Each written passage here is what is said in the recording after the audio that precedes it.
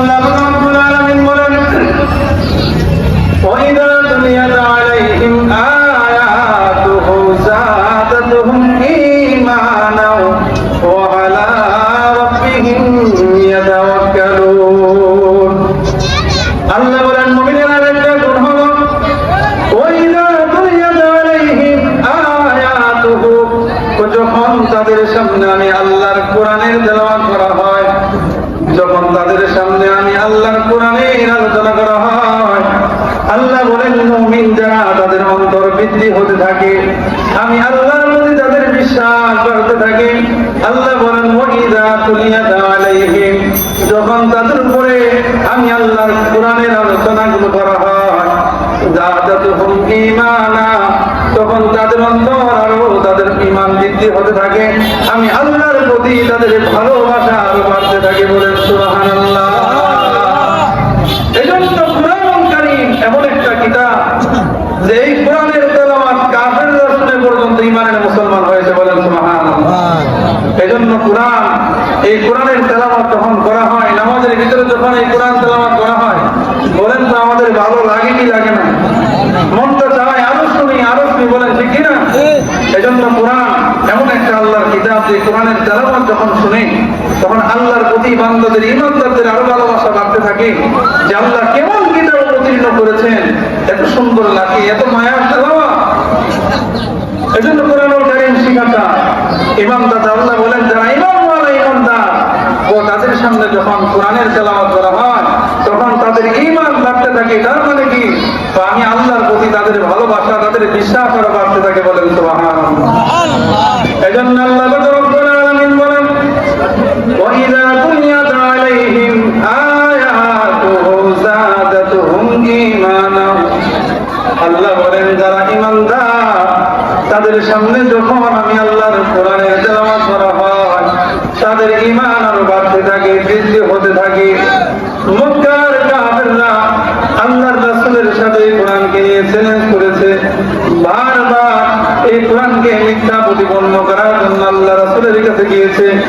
আল্লাহর নবী যখন মক্কার লোকদের কাছে এই কোরআনের দাওয়াত দিয়েছেন, তাওহীদের বাণী আল্লাহ রাসূল যখন পৌঁছিয়েছেন যে তোমরা কোরআনের ছায়া চলে আসো, আল্লাহ আমাকে নবী বানায় দুনিয়াতে পাঠিয়েছেন তোমাদের জীবন সংবিধানের জন্য, আল্লাহ তাআলা কোরআনুল কারীম তোমাদেরকে দিয়েছেন। কিন্তু মক্কার কাফেররা বলতো এই কোরআন মুহাম্মদের বানানো কিতাব, মুহাম্মদ নবী কোরআন নিজে বানায় নিয়ে এসে আমাদেরকে শোনায় দেয়।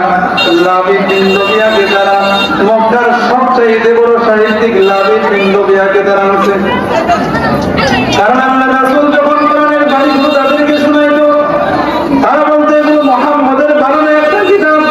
অথচ আল্লাহ রাব্বুল আলামিন কোরআনের বিভিন্ন জায়গায় আল্লাহ কাফিরদেরকে চ্যালেঞ্জ করেছেন ওয়াইন কুনতুম ফি রাইবিন মিম্মা নাযালনা আলা আবদিনা ফাতু বিসূরাতিন মিন মিসলি, আল্লাহ বলেন যদি তোমরা সন্দেহ করো আমি মুহাম্মদুর রাসূলুল্লাহর উপরে যা অবতীর্ণ করেছি এই কোরআনের উপরে যদি তোমাদের সন্দেহ হয় তাহলে তোমরা এই কোরআনের মতো করে একটা সূরা তোমরা বানায় নিয়ে আসো। বলেন তো পারবে? আল্লাহর এই চ্যালেঞ্জ কিয়ামত পর্যন্ত কেউ গ্রহণ করতে পারবে না। মক্কার কাফেররা তো পারেই নাই, বরং আর বলেছে লাইসা হাযা কালামুল বাশার, এটা মানুষের বানানো কোনো কিতাব না, মানুষের কথা না। বলেন না সুবহানাল্লাহ। এজন্য আল্লাহ রাব্বুল আলামিন চ্যালেঞ্জ করেছেন, আল্লাহ বলে দিয়েছেন আমি আমার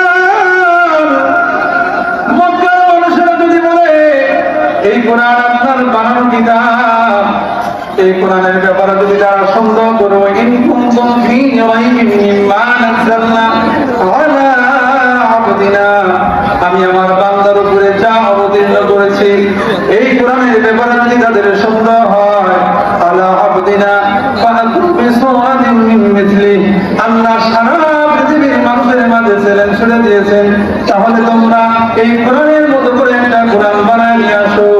আমি আমার বান্দা, আমি আমার নবী মুহাম্মদুর রাসূলুল্লাহর উপরে যা অবতীর্ণ করেছি এমন একটা কোরআন তোমরা নিয়ে আসো। শুধু তোমরা না, তোমরা তোমাদের বন্ধু বান্ধব যা আছে, সাথী সঙ্গী যা আছে, সবাইকে নিয়ে তোমরা চেষ্টা করো আমি আল্লাহ এই কোরআনের মতো করে একটা সূরা বানাও ইন কুনতুম সাদিকিন। আল্লাহ বলেন যদি তোমরা সত্যবাদী হয়ে থাকো তাহলে তোমরা আমি আল্লাহর কোরআনের মতো করে একটা সূরা বানাও। কিয়ামত হয়ে যাবে, আল্লাহর এই চ্যালেঞ্জ পৃথিবীতে কেউ গ্রহণ করতে পারবে না, বলেন ঠিক কিনা? কেউ পারবে না আল্লাহর এই চ্যালেঞ্জ। আজ পর্যন্ত পারে নাই কেউ, কিয়ামত পর্যন্ত পারবে না ইনশাআল্লাহ। এজন্য মক্কার কাফেররা লাবিব বিন রবিয়াকে, যিনি মক্কার সবচেয়ে বড় সাহিত্যিক ছিল, লাবিব বিন রবিয়াকে আনছে। কেন আনছে? মুহাম্মদ রাসূলুল্লাহর কাছে যাবে। লাবিব বিন রবিয়া হলো মক্কার সবচেয়ে বড় সাহিত্যিক, তাকে আনছে মুহাম্মদ রাসূলুল্লাহর কাছে যাবে। মক্কার কাফেররা আবু জেহেল উতবা সাহেবা রাজিয়া কয়, ও তোমাকে আনছি মুহাম্মদ রাসূলুল্লাহর কাছে যাব। তো মুহাম্মদ যেভাবে কোরআন বানায় বানায় বলে, তুমি মুহাম্মদ রাসূলুল্লাহর কাছ থেকে শুনে তুমিও সেইভাবে কোরআন বানায় বানায় বলবা। লাবিব বিন রবিয়া বলে, যাও তাহলে মুহাম্মদের কাছে যাই, দেখি মুহাম্মদ রাসূলুল্লাহ কিভাবে কোরআন বানায় বলে, মুহাম্মদ রাসূলুল্লাহ কিভাবে কবিতা বলে। চলো আমরা মুহাম্মদ রাসূলুল্লাহর কাছে যাব। লাবিব বিন রবিয়াকে নিয়ে মক্কার বড় বড় লিডার যারা ছিল আল্লাহর রাসূলের দরবারে গিয়েছে। আবু জেহেল উতবা সাহেবা, লাবিব বিন রবিয়া আর মক্কার যত বড় বড় কাফের আছে সবাই মিলে মুহাম্মদ রাসূলুল্লাহর কাছে গিয়েছে। মুহাম্মদ রাসূলুল্লাহকে বলতেছে, আমরা আপনার কাছে আসছি কোরআনুল কারীমের তেলাওয়াত শোনার জন্য। আসলে তো কোরআন তেলাওয়াত শোনার জন্য যায় নাই, তারা মক্কার সবচেয়ে বড় সাহিত্যিক লাবিব বিন রবিয়াকে নিয়ে গিয়েছে। কেন? আল্লাহর রাসূলের কাছ থেকে কোরআন তেলাওয়াত শুনে আর লাবিব বিন রবিয়া তার মতো করে কোরআন বানায় বলবে, এই জন্য তারা নিয়ে গিয়েছে। আল্লাহর রাসূল তো বুঝতে পেরেছেন লাবিব বিন রবিয়া হলো মক্কার সবচেয়ে বড় সাহিত্যিক। আল্লাহর রাসূল তো জানতেন যে কোরআনের মতো করে কোরআন বানানোর ক্ষমতা পৃথিবীর কারো নাই, এই কোরআনের মতো করে কোরআন বলার ক্ষমতা পৃথিবীর কারো নাই। আল্লাহ কাউকে দেয় নাই এই চ্যালেঞ্জ গ্রহণ করার ক্ষমতাও কারো নাই। এজন্য আল্লাহর রাসূল কোরআনুল কারীমের সবচেয়ে বড় যে সূরা সেটা তেলাওয়াত করেন নাই। কোরআনুল কারীমের সবচেয়ে যে ছোট সূরাটা রব্বুল আলামিন আল্লাহর হাবিবের উপরে সবচেয়ে যে সূরাটা অবতীর্ণ করেছেন সূরাতুল কাউসার। ইন্না আ'তাইনা কাল কাউসার, এই ছোট্ট একটা সূরা যে আল্লাহ তাআলা আল্লাহর হাবিবের উপরে তেলাওয়াত অবতীর্ণ করেছেন। আল্লাহর রাসূল লাবিব বিন রবিয়ার সামনে, মক্কার বড় বড় কাফেরদের সামনে কোরআনুল কারীমের এই ছোট্ট একটি সূরা তেলাওয়াত করেছেন। বলেন সুবহানাল্লাহ। বড় সূরা তেলাওয়াত করেন নাই, সবচেয়ে ছোট সূরা এই সূরাটাই তেলাওয়াত করেছেন। লাবিব বিন রবিয়া যখন কোরআনুল কারীমের এই ছোট সূরার তেলাওয়াত শুনছে, আবু জেহেল মনে করেছিল, উতবা মনে করেছিল, সাইবা মনে করেছিল আজকে মুহাম্মদ হেরে যাবে, কারণ আমরা মক্কার সবচেয়ে বড় সাহিত্যিক, যিনি মুহূর্তে একটা ঘটনা শুনে কবিতা বানায় বলতে পারে, তার ভাষাই হলো কবিতা, সে কবিতাতেই কথা বলে। মুহাম্মদ তো আমাদের সামনে কবিতা বলে, আজকে মুহাম্মদের মতো কবিতা লাবিব বিন রবিয়া বলে। লাবিব বিন রবিয়া যখন আল্লাহর রাসূলের কাছ থেকে এই ছোট্ট এই কোরআনুল কারীমের তেলাওয়াত শুনছে, লাবিব বিন রবিয়া ডাক দিয়ে বলে, লাইসা হাযা কালামুল বাশার, কারণ মুহাম্মদ রাসূলুল্লাহর কাছ থেকে যা শুনেছি এটা মানুষের বানানো কোনো কালাম না, মানুষের বানানো কোনো কথা না। তানজিলুম মির রাব্বিল আলামিন, তো আল্লাহ তাআলার পক্ষ থেকে মুহাম্মদ রাসূলুল্লাহর উপরে প্রেরিত একটা কিতাব। বলেন সুবহানাল্লাহ। মক্কার সবচেয়ে বড় সাহিত্যিক সে বলতেছে লাইসা হাযা কালামুল বাশার, এটা তো মানুষের বানানো কোনো কিতাব না, এটা আল্লাহর পক্ষ থেকে প্রেরিত একটা কিতাব, আল্লাহ অবতীর্ণ করেছেন। লাবিব বিন রবিয়া যখন এই কথা বলেছে, আবু জেহেল উতবা সাইবা মক্কার বড় বড় কাফের লিডার যারা ছিল তারা চিন্তা করতেছে লাবিব বিন রবিয়াকে আল্লাহ রাসূলের মতো করে মুহাম্মদের মতো করে কোরআন বানাবে, আর সে দেখি বলে যে কোরআনের মতো এমন কোন, এটা কোনো মানুষের ভাষা না, মানুষের কোনো কথা না, তানজিলুম মির রাব্বিল আলামিন, এটা আল্লাহর পক্ষ থেকে প্রেরিত একটা কিতাব। লাবিব বিন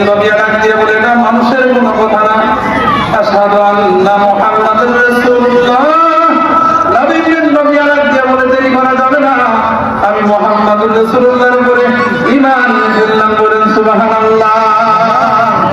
সেখানে ঈমান এনে ফেলেছে, দেরি করে নাই। লাবিব বিন রবিয়া ডাকতে বলে দেরি করা যাবে না, এটা যেহেতু মানুষের কোনো কালাম না। আশহাদু আন্নাকা মুহাম্মাদুর রাসূলুল্লাহ, আশহাদু আন্না মুহাম্মাদুর রাসূলুল্লাহ, আমি মুহাম্মদ রাসূলুল্লাহর উপরে ঈমান এনে ফেললাম, বলেন সুবহানাল্লাহ। তাহলে এই কোরআন তো এমন একটা কিতাব, যে কিতাবের তেলাওয়াত শুনলে, যে কিতাবের আলোচনা শুনলে আল্লাহর প্রতি ঈমান বাড়ে, কাফের মুমিন হয়, বলেন ঠিক কিনা? কাফের ঈমান বলা হয়, কাফের ঈমান বাড়তে থাকে, বলেন না সুবহানাল্লাহ। তো মক্কার কাফেররা যখন দেখলো যে লাবিব বিন রবিয়া, যে সাহিত্যিককে আমরা নিয়ে আসছি, যে সাহিত্যিকের আলোচনা, যাকে আমরা মুহাম্মদের কাছে নিয়ে আসছি, তার মতো করে কবিতা বানায় বলবে, কিন্তু লাবিব বিন রবিয়া সে নিজেই মুসলমান হয়ে গিয়েছে, আজকে থেকে আইন চালু করে দিতে হবে, মুহাম্মদের তেলাওয়াত যেন মক্কায় আর কেউ না শুনতে পারে, বলেন না নাউযুবিল্লাহ। আল্লাহ তাআলা এই কথাটাকে কোরআনে বর্ণনা করেছেন, ফাকালাল্লাযীনা কাফারু লা তাসমাউ লিহাযাল কুরআন। মক্কার কাফেররা বলতেছে মুহাম্মদের তেলাওয়াত আর শোনা যাবে না, মুহাম্মদের এই কোরআনের তেলাওয়াত আর কেউ শুনবে না। আইন চালু করে দিয়েছে, কারণটা কি? লাবিব বিন রবিয়াকে নিয়ে গিয়েছিলাম, মক্কার সবচেয়ে বড় সাহিত্যিক, যে মুহাম্মদুর রাসূলুল্লাহর মতো করে কোরআন বানায় বানায় বলবে, কিন্তু লাবিব বিন রবিয়াও ঈমান এনে মুসলমান হয়েছে। আজকে থেকে আইন জারি হয়ে গেল, মুহাম্মদের কোরআনের তেলাওয়াত আর কেউ শুনতে পারবে না। আইন চালু করে দিয়েছে, কিন্তু তারা আইন চালু করেছে রাত্রিবেলা, তারাই আবার গিয়ে মুহাম্মদের কোরআনের তেলাওয়াত শুনে, বলেন সুবহানাল্লাহ। তারাই কোরআন তেলাওয়াত শুনে। মক্কার কাফির তারা আইন চালু করেছে যে মুহাম্মদুর রাসূলুল্লাহর কোরআন তেলাওয়াত তোমরা শুনবা না। আবার এই মক্কার বড় বড় লিডাররা আল্লাহ রাসূলের ঘরের পাশে দাঁড়ায় দাঁড়ায় কোরআনের তেলাওয়াত শুনে, বলেন সুবহানাল্লাহ। তাহলে কোরআনের একটা মুজেজা, ওয়াইদা তুলিয়াত আলাইহিম আয়াতুহু যাদাতুহুম ঈমানা। যখন ঈমানওয়ালাদের সামনে আমি আল্লাহর কোরআনের তেলাওয়াত করা হয়, তখন তাদের ঈমান বাড়তে থাকে, বলেন সুবহানাল্লাহ। আল্লাহ রাসূল বলেন, এই কোরআন তো এমন একটা কিতাব, এই কোরআনুল কারীম আমি জিনদের সামনে তেলাওয়াত করতেছিলাম। একটা রাত্রিতে আমি জিনদের সামনে এই কোরআনুল কারীম তেলাওয়াত করতেছিলাম, আমার তেলাওয়াতের সামনে ছিল জিনেরা। আমি যখন এই কোরআনুল কারীম জিনদের সামনে তেলাওয়াত করেছি, জিনেরা যখন আমি নবীর জবান থেকে এই কোরআনের তেলাওয়াত শুনেছে, আমার সামনে যতগুলো জিন ছিল, যাদের বয়স 500 বছর 1000 বছর পর্যন্ত ছিল, সমস্ত জিনগুলো সেদিন বলেছিল, ইন্না সামি'না কুরআনান আজাবা।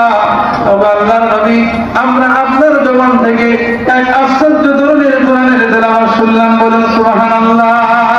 সারা শুধু নবীর জবান থেকে আশ্চর্য ধরনের কোরআনের তেলাওয়াত শুনেছে এমনটা না, যতগুলো জিন আল্লাহ রাসূলের জবান থেকে কোরআনের তেলাওয়াত শুনেছে, সমস্ত জিনগুলো সেদিন এক বাক্যে বলে নিয়েছে, আমান্না, আমরা সকলে আজকে ঈমান এনে ফেললাম, বলেন সুবহানাল্লাহ। কোরআনের তেলাওয়াত শুনেছে আর ঈমান এনে ফেলেছে। এজন্য কোরআন এমন একটা কিতাব, যারা এই কোরআনের তেলাওয়াত শুনে তাদের ঈমান বৃদ্ধি হতে থাকে। কোরআনের তেলাওয়াত শুনে ওমর ফারুক রাদিয়াল্লাহু তাআলা আনহু ইসলামের ছায়া চলে এসেছেন। অসংখ্য গণিত সাহাবী যারা কোরআনের তেলাওয়াত শুনে ইসলামের ছায়া চলে এসেছেন, বলেন সুবহানাল্লাহ। এজন্য আমরা এই কোরআনের মাদ্রাসাগুলো আমাদের এলাকায় চাই কি চাই না? যে এলাকাতে বেশি বেশি কোরআন শিক্ষা হয়, কোরআন শিক্ষা দেওয়া হয়, ওই এলাকাতে আল্লাহর রহমত বেশি নাযিল হয়, বলেন সুবহানাল্লাহ।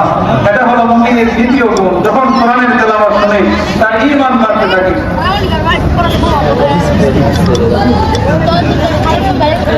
আলহামদুলিল্লাহ, আমাদের দ্বিতীয় মেহমান এই মাহফিলের যিনি আছেন, উনি আমাদের মাঝে এসে উপস্থিত হয়েছেন। আমরা সকলে বলি আলহামদুলিল্লাহ। আল্লাহ ওনাকে সুস্থ রেখেছেন, উনি আমাদের মাঝে এসেছেন, কোরআন হাদিসের সুন্দর সুন্দর আলোচনা করে আমাদেরকে শোনাবেন। আল্লাহ তৌফিক দান করুন, সকলে বলি আমিন। তো আমি আপনাদের সামনে বলতেছিলাম যে ঈমানদারের 2 নম্বর গুণ হলো ওয়াইদা তুলিয়াত আলাইহিম আয়াতুহু যাদাতুহুম ঈমানা। আল্লাহ বলেন, যারা ঈমানওয়ালা, যারা ঈমানদার, তাদের সামনে যখন আমি আল্লাহর কোরআনের তেলাওয়াত করা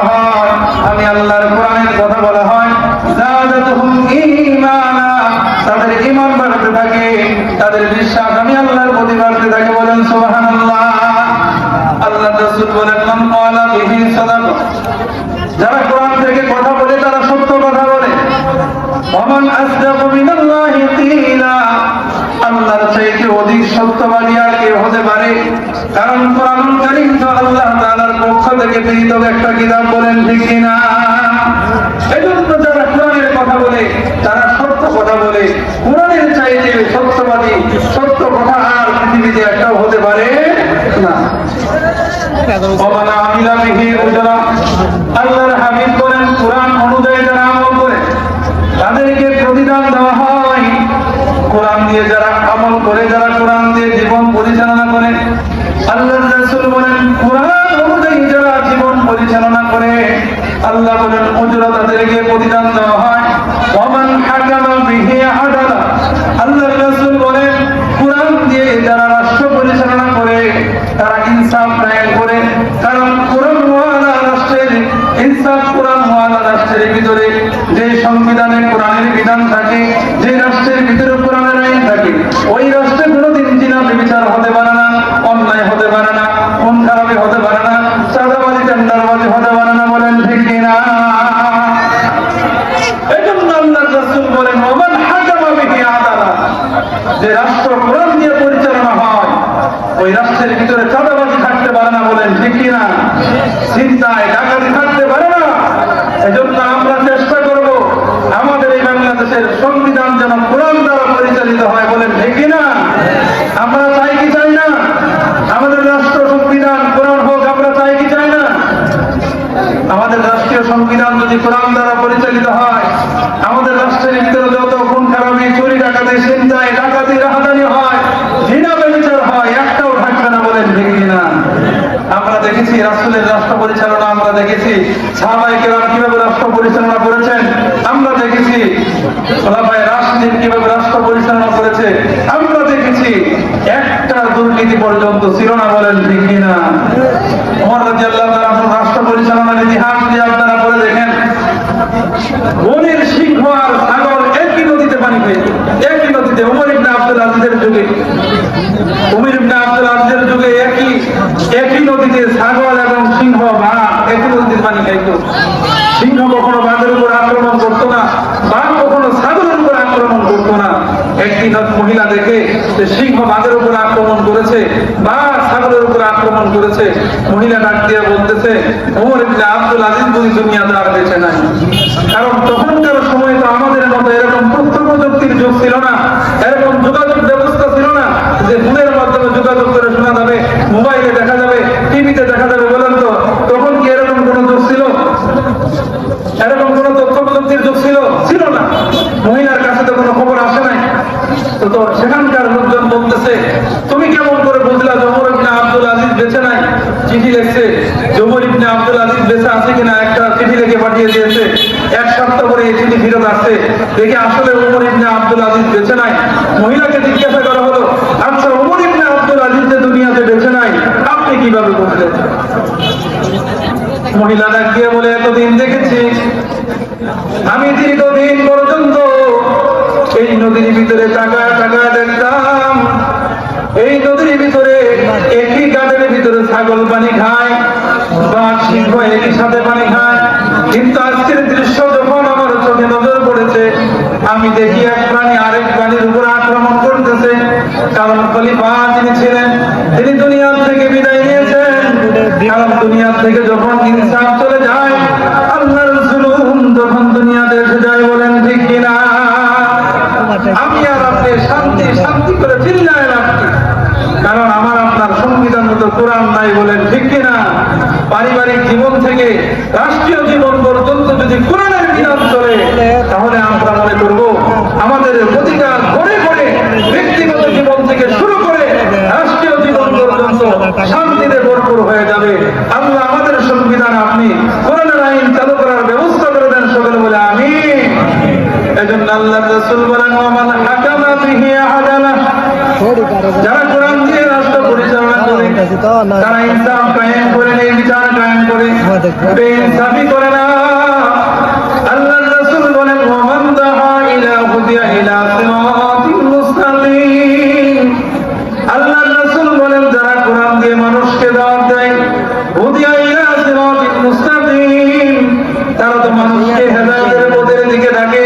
হেদায়েত